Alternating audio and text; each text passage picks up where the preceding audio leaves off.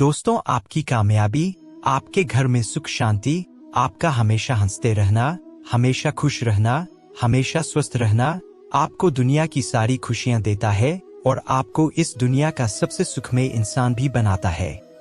इस कहानी में पूरी दुनिया का ज्ञान है, पूरी दुनिया का समाधान है।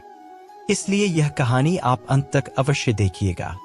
बहुत समय पहले की बात है, एक छोटा सा नगर था। उस नगर में एक बहुत ही धनी सेठ रहा करता था। उस धनवान सेठ के पास कहने को तो सब कुछ था, किसी चीज की कोई कमी नहीं थी। उसने अपने जीवन में कई सफलताएं प्राप्त की थी। वह जिस नगर में भी व्यापार करने जाता, वहां पर उसे सफलता मिलना निश्चित था। वह अपने जीवन में कभी भी हारा नहीं था। उसका व्यापार भी खूब जोरों जोरों से चल रहा था। उसके पिताजी ने उसे ऐसी 4 बातें बता रखी थी जिसका वह नियमित पालन किया करता था और उन्हीं बातों का वह अनुसरण किया करता था और उन्हीं बातों की वजह से उसका जीवन बड़ा ही सुखमय था। ऐसे ही काफी समय बीत गया और अब वह धनवान सेठ काफी बूढ़ा हो चुका था। अब उसे लगने लगा था कि मेरी मृत्यु बहुत ही नजदीक है, मेरी मृत्यु कभी भी हो सकती है। और वह जानता था कि उसका बेटा बहुत भोला है, बहुत नादान है, उसे अभी दुनियादारी की समझ नहीं है। इसलिए उसने अपने बेटे को अपने पास बुलाया और अपने बेटे से कहा, बेटा, मैंने अपने पिताजी से 4 बातें सीखी थी और उन्हीं बातों को मैंने अपने जीवन में उतारा। उन्हीं की अनुकरण की वजह से आज मैं अपने जीवन में इतना सफल हूँ, अपना जीवन सुख में पूर्वक बिता रहा हूँ। उन्हीं बातों की वजह से आज मैं इतना सुखी हूँ, संतुष्ट हूँ और इतना धनवान हूँ। ना ही कभी मुझे कोई बीमारी हुई और ना ही मुझे कभी कोई धन की कमी हुई। और तुम देख ही पा रहे हो कि मैं इस नगर का सर्वश्रेष्ठ धनवान हूँ। लेकिन आज मेरे पास जो कुछ भी है, मैं उससे संतुष्ट हूँ, मैं खुश हूँ। लेकिन मैं चाहता हूँ कि तुम मुझसे भी आगे बढ़ो, तुम और नाम कमाओ, तुम और धन कमाओ, लोग तुम्हारे बारे में जाने, तुम्हें पहचाने, क्योंकि हमारा समय कुछ और था और तुम्हारा आने वाला समय कुछ और ही है। उस धनवान सेठ ने अपने बेटे को अपने और करीब बुलाया और उसे कहने लगा, बेटा, आज मैं तुमको दुनिया की ऐसी 4 महत्वपूर्ण बातें बताने जा रहा हूँ जो मुझे मेरे पिताजी ने बताई थी और इसी के कारण आज मैं इतना सफल हूँ। यदि तुमने इन सभी बातों को अपने जीवन में उतार लिया, इनका अनुसरण किया, तो तुम भी अपने जीवन में अत्यधिक धनवान बन जाओगे। इन बातों के अनुसरण से ना तो तुम्हारे घर परिवार में कोई दुख आएगा और ना ही तुम्हारी व्यापार में कभी कोई परेशानी उत्पन्न होगी। इतना कहकर वह धनवान सेठ अपने बेटे को वो 4 बातें बताना शुरू करता है। वह कहता है, बेटा, सबसे पहली बात है कि काम पर छाव में जाना और छाव में आना। दूसरी बात, अपने घर के चारों तरफ चमड़े की बाड़ रखना। तीसरी बात, हमेशा मीठा करके खाना। और चौथी बात, अपनी पत्नी को बांधकर पीटना। इतना कहकर वह धनवान सेठ निश्चित हो चुका था। वह यह जानता था कि उसका बेटा बहुत भोला है, वह अपने पिता की बात अवश्य मानेगा और इन सभी 4 बातों को अपने जीवन में उतारेगा और इनका अनुसरण भी करेगा। देखते देखते कुछ महीने बीत गए और फिर एक दिन उस धनवान सेठ की मृत्यु हो गई। अपने पिता की मृत्यु के बाद उस धनवान सेठ के बेटे ने अपने पिता की उन 4 बातों को एक कागज पर लिख लिया। वह उन 4 बातों का अनुसरण करने लगा। सबसे पहली बात जो उसके पिता ने उसे कही थी, छाव में जाना और छाव में आना। तो उसने अपने घर से लेकर अपनी दुकान तक पूरे रास्ते पर एक टेंट लगवा दिया, क्योंकि उसके पास पैसा तो बहुत था और उसे कोई रोकने वाला भी नहीं था। जब भी कोई उससे पूछता कि आखिर तुमने ऐसा क्यों किया, तो वह उसके जवाब में बस इतना ही कहता कि मेरे पिताजी ने मुझे ऐसा ही करने को कहा है। इसके बाद उसने अपने पिता की अगली बात का अनुसरण किया। उसने अपने घर के चारों तरफ चमड़े की बाड़ खड़ी करवा दी। उसने अपने घर के दोनों तरफ चमड़े की एक दीवार खड़ी करवा दी। यह देखकर आसपास के लोग बहुत क्रोधित हो गए। कई लोगों ने तो उसे यहाँ तक कह डाला कि आखिर तुमने ऐसा क्यों किया, चमड़े की बाड़ तुमने क्यों खड़ी करवा दी? चमड़े से बहुत बदबू आती है और इससे हमें तकलीफ होती है, इसे आज ही निकलवा दो। लेकिन कोई उसका कुछ भी न बिगाड़ सका, क्योंकि उसके पास बहुत पैसा था। इसलिए कोई भी व्यक्ति उसका ज्यादा समय तक विरोध ना कर सका और उसने भी मन बना लिया था कि वह अपने पिता की सभी बातों को पूरे दिल से मानेगा। उसके पिता ने उसे तीसरी बात कही थी, मीठा करके खाना, जिस कारण वह अपनी पत्नी से हर रोज खाने में कुछ मीठा ही बनवाता था। वह हमेशा यही सब खाता रहता और उसके पिता ने उससे जो चौथी बात कही थी अपनी पत्नी को बांधकर पीटना, जिस कारण वह रोज अपनी पत्नी को बांधकर पीटा करता था। ऐसे ही कई दिन बीत गए और देखते ही देखते अब उस सेठ के बेटे का जीवन बर्बाद होने लगा था, क्योंकि उसने अपने पिता की सभी बातों का गलत मतलब निकाला था और वह उसी के अनुसार उनका पालन कर रहा था। देखते देखते उसका व्यापार अब ठप होने लगा था। उसके यहाँ पर ग्राहकों की संख्या कम होने लगी थी, क्योंकि जब उसका मन करता तब वह दुकान जाता और जब उसका मन करता तो वह दुकान से वापस घर लौट आता। उसका अपने पिताजी की उस कारोबार में मन नहीं लगता था, जिस कारण उसके सारे ग्राहक नाराज होने लगे थे। उसके सारे ग्राहक अब एक एक करके उस दुकान को छोड़ते चले जा रहे थे। इसी कारण उसका पूरा व्यापार अब ठप हो चुका था, जिस व्यापार को खड़ा करने में उसके पिताजी ने खून पसीना एक कर दिया था। उस व्यापार को उसने कुछ ही महीनों में पूरी तरह से बर्बाद कर दिया था। अब उसका धंधा बहुत कम हो चुका था, जिस कारण वह बहुत परेशान रहता था, बहुत चिंतित रहता था। और जो उसने चमड़े की दीवार खड़ी करवाई थी उस कारण आसपास में बहुत गंदी बदबू फैल चुकी थी। इसलिए जो भी उसके आसपास रहते थे उन सभी ने वह घर छोड़कर कहीं और पर अपना बसेरा बसा लिया।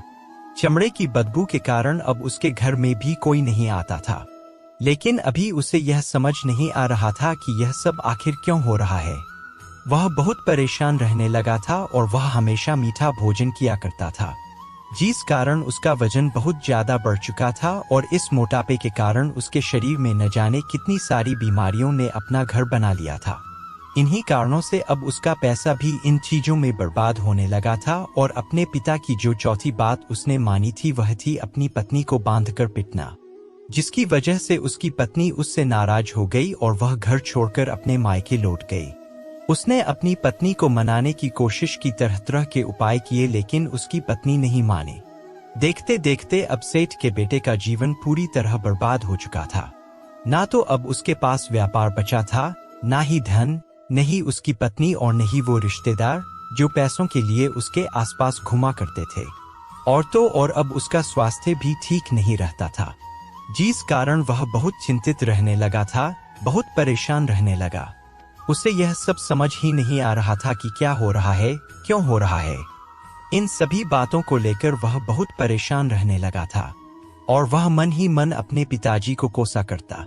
वह कहता, पिताजी आपने तो मेरा पूरा जीवन बर्बाद कर दिया है।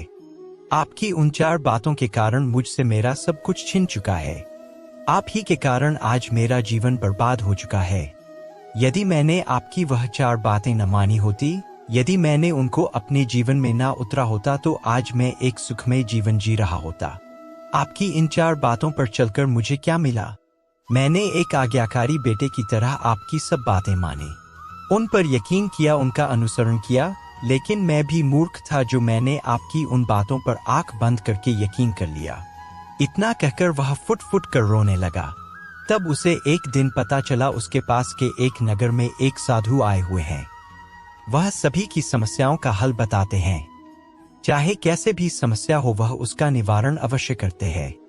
यह सुनकर उसने सोचा, चलो एक बार मिलकर दिखाता हूँ, हो सकता है कि मेरी भी समस्या का समाधान मुझे मिल जाए। इस आशा के साथ वह साधु के पास पहुंचा। वहां पहुंचकर सीधा वह उनके चरणों में जा गिरा और जोर जोर से होने लगा। वह कहने लगा, हे मुनिवर, अब आप ही मुझे बचा सकते हैं। मेरे पिताजी ने तो मेरा पूरा जीवन बर्बाद करके रख दिया, क्योंकि मैंने उनकी सभी बातों को अपने जीवन में उतारा, उनका अनुसरण किया, और देखिए आज मेरे साथ क्या हो गया। मेरा तो पूरा जीवन ही बर्बाद हो गया। मैं अब तक यह नहीं समझ पाया कि मेरे पिताजी ने मेरे साथ ऐसा क्यों किया। क्या मैंने उनके साथ कुछ गलत किया था? इतना कहकर वह उन साधु के सामने और भी जोर जोर से रोने लगा। तभी वो साधु महाराज उस सेठ के बेटे से कहते हैं, बेटा चुप हो जाओ, पहले मुझे अपनी सारी बात तो बताओ। आखिर तुम्हारे साथ क्या हुआ है? तुम इस तरह से क्यों रो रहे हो? तुम्हारी परेशानी क्या कारण है? उस साधु के इतना कहने पर सेठ के बेटे ने वह पर्ची साधु के हाथ में रख दी, जो उसने अपने पिता की मृत्यु के बाद लिख रखी थी, जिसमें उसने अपने पिता की वह 4 बातें लिखी थी। उन साधु ने वह पर्ची ली और उसे पढ़ने लगे, और उन्होंने जैसे ही वह पढ़ा वह जोर जोर से हंसने लगे, और वह उस सेठ के बेटे से कहते हैं, तुम कितने बड़े मूर्ख हो। तुम्हारे पिता ने तो तुम्हें दुनिया का सारा ज्ञान दे दिया, लेकिन तुम उसे समझ नहीं पाए। तुम उसका सही तरह से पालन नहीं कर पाए और कहते हो कि तुम्हारे पिता ने तुम्हें गलत राह दिखाई है, तुम्हें गलत संदेश दिया है। तुम्हारे पिताजी तो तुम्हारी परीक्षा ले रहे थे कि तुम उनकी बातों को समझ पाते हो या नहीं, तुम उनकी बातों का सही मतलब निकाल पाते हो या नहीं। यदि वह चाहते तो इसका मतलब तुम्हें अच्छी तरह से बता सकते थे, लेकिन वह चाहते थे कि तुम इन बातों का मतलब खुद से जानो, खुद से समझो कि इन बातों का क्या अर्थ है। लेकिन अब तो ऐसा प्रतीत होता है कि मानो तुम्हारी बुद्धि बिल्कुल भ्रष्ट हो चुकी है। तुमसे बड़ा मूर्ख मैंने आज तक नहीं देखा। जिसके पास दुनिया का इतना बड़ा ज्ञान हो वह भला इतनी बड़ी मूर्खता कैसे कर सकता है। तुम इतने बड़े मूर्ख हो कि तुमने अपने पिता की बातों का गलत मतलब निकाल लिया। उन बातों के मतलब के बारे में तुमने सोचा तक नहीं। उन्होंने जैसा कहा तुमने वैसा करना शुरू कर दिया। यदि तुम्हें उन बातों का अर्थ नहीं पता चल रहा था तो तुम किसी ज्ञानी से मिल सकते थे, तुम उससे उन बातों का मतलब निकाल लेते। लेकिन जैसा तुमने अपने पिता की इन बातों को समझा है, इसका मतलब वैसा नहीं है। इस पर वह सेठ का बेटा कहता है, हे गुरुवर, आप क्या कहना चाहते हैं? क्या मैं अपने पिता की बातों को सही नहीं समझ रहा? और वैसे भी इसमें समझने लायक है क्या? उन्होंने तो सब कुछ साफ साफ ही बताया था और मैंने उन्हें अपने जीवन में इस तरह से उतार लिया, तो फिर मैंने गलत क्या किया है? इस पर वह साधु एक बार फिर मुस्कुराने लगे और सेठ के बेटे से कहते हैं, बेटा, यह जो बातें लिखी गई है, इन बातों के पीछे एक गहरा अर्थ है जिसे तुम समझ नहीं पाए। इसी कारण तुमने यह मूर्खता कर दी। लेकिन अभी भी कुछ नहीं बिगड़ा, अभी तुम्हारे पास बहुत समय है। यदि तुम चाहे तो अब से मेहनत करके भी तुम अपने जीवन में एक बार फिर से वह जीवन प्राप्त कर सकते हो, वह खुशहाली, वह समृद्धि, सब कुछ हासिल कर सकते हो। इस पर सेठ का बेटा कहता है, हे गुरुवर, कृपया करके मुझे उन 4 बातों का मतलब समझाइए। आखिर उन 4 बातों का क्या अर्थ है? इस पर वह साधु महाराज सेठ के बेटे को कहते हैं, तुम्हारे पिताजी ने तुमसे कहा था छाव में जाना और छाव में आना।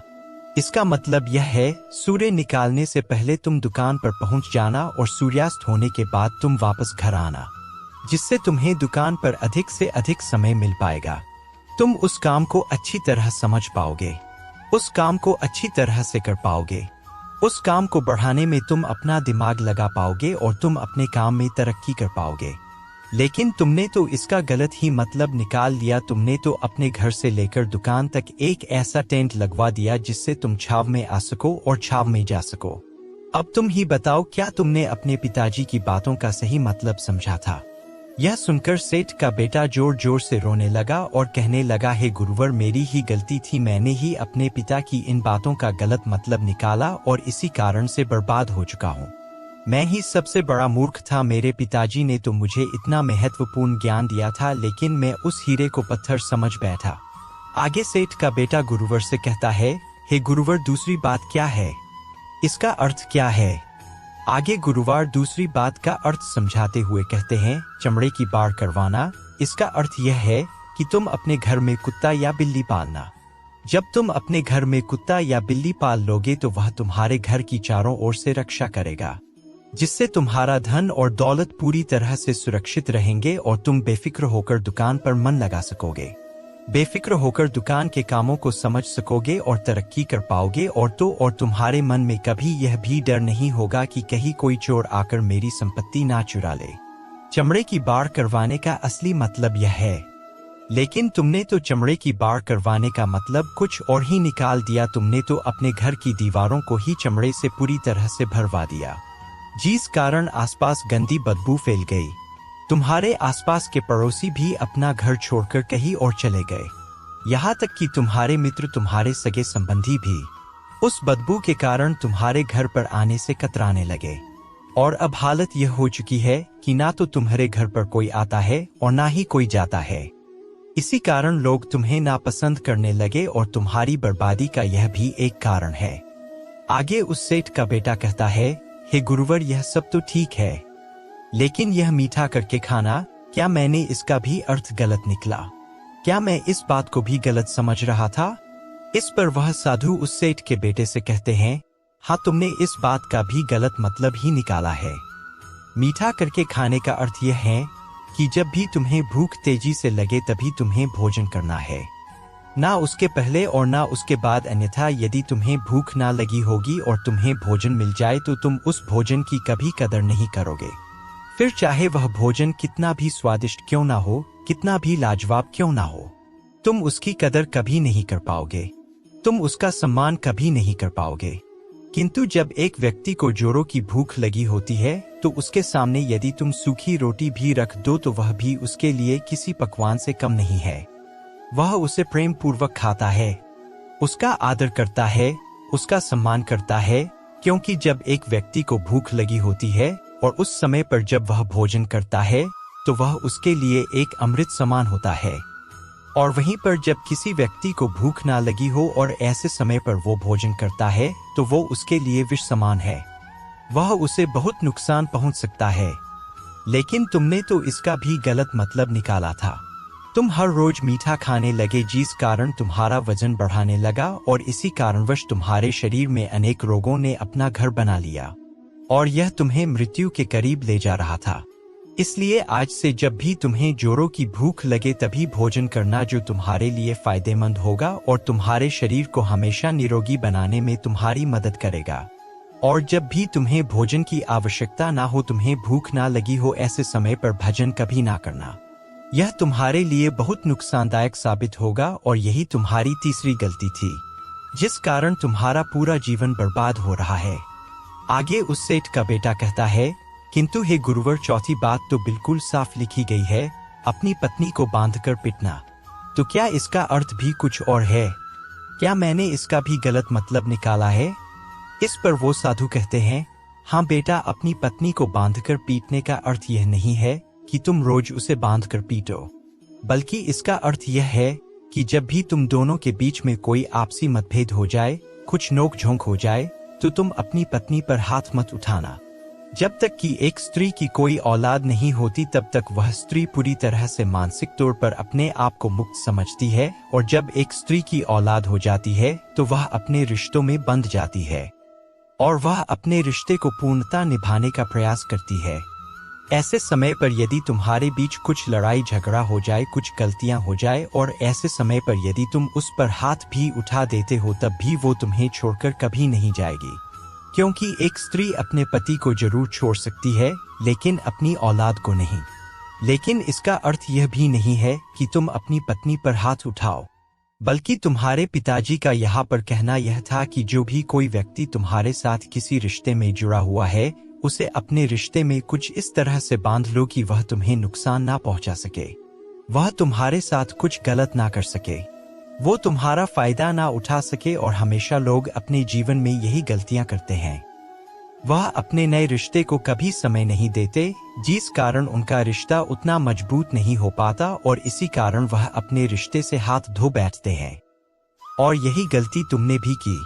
तुमने तो अपनी पत्नी को बांधकर पीटा है, तो भला वह तुम्हें कैसे माफ कर सकती है? यही कारण है वह तुम्हें छोड़कर चली गई। तुमने जो अपनी पत्नी के साथ किया वह माफी के लायक नहीं है, लेकिन तुम्हें अपनी पत्नी से माफी मांगनी चाहिए, क्योंकि तुमने गलत किया है। इसलिए जाओ और अपनी पत्नी से माफी मांगो, उसे वापस घर लाओ। और यही वो 4 बातें थी जो तुम्हें तुम्हारे पिता ने समझाने का प्रयास किया था, लेकिन तुमने इन सभी बातों का गलत मतलब निकाला और इसी कारणवश तुम पूरी तरह से बर्बाद हो गए। किंतु अभी भी तुम्हारे पास बहुत समय है। यदि तुम इन सभी बातों का सही अनुसरण करते हो तो तुम अपने जीवन में एक बार फिर से वह सब कुछ हासिल कर सकते हो जो तुमने खोया है। यह सारी बातें हमारे जीवन की पूरी परेशानियां का समाधान है। तुम किसी भी तरह से इनको देख सकते हो।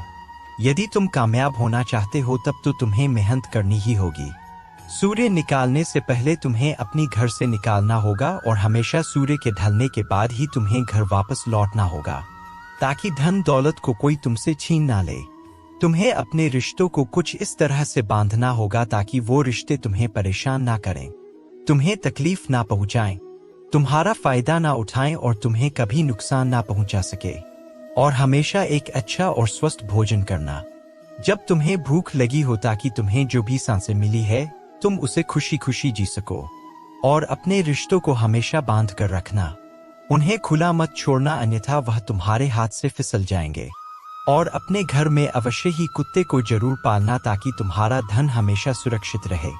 इन सभी बातों का अपने जीवन में अनुसरण करने के बाद तुम अपने जीवन में वो सब कुछ फिर से एक बार पा सकते हो जो तुमने आज तक खोया है।